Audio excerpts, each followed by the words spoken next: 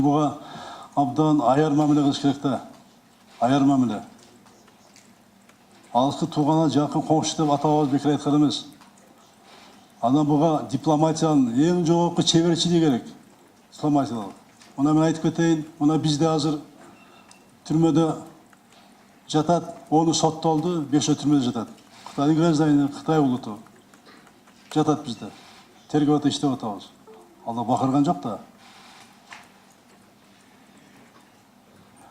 Ал жактагы биздин кыргыз туугандарыбыз, ал Кытай элинин жараны.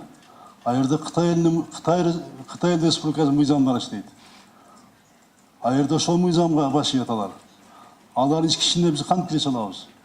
Кире албайбыз. Бирок биздин жарандар боюнча, кечээки чыккандар боюнча биз дипломатия жол менен, ар кандай жол менен иштеп атабыз. Жөн жатат дейсиңерби? Анын баарын эми айтпайбыз да. Мен да көчөгө чыгайын, бакырлап мына камап койду деп. Биз өз бийликтин жолу менен чыгып, кечээ чыгып турга. Кечээ чыгыппы беркен акыл. Неме?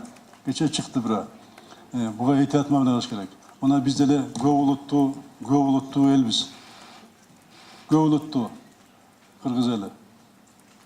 Эгерде бирөөнү киргизсек, анан башка мамлекетке бизге киргизсе тууралуу. Ойлоп көрсөңөр, ар мамлекетти сындаштан мурун өзүбүздү ойлойлу да биринчи. Өзүбүздү карайлы. Бул корккондон эмес, үрккөндөн эмес.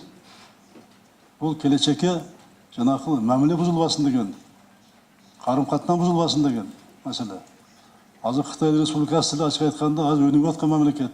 Акыркы 30 жылда эң өсүшү, эң жогорку өсүп аткан экономикасы мамлекет болду. Экинчи экономика дүйнө жүзүндө болду. Биз азыр коңшулар менен bir маселе менен урушпастан, талашпастан биз жакшы мамиле түзүп, жакшы мамиле менен, жакшы сөз менен маселени чечишибиз керек.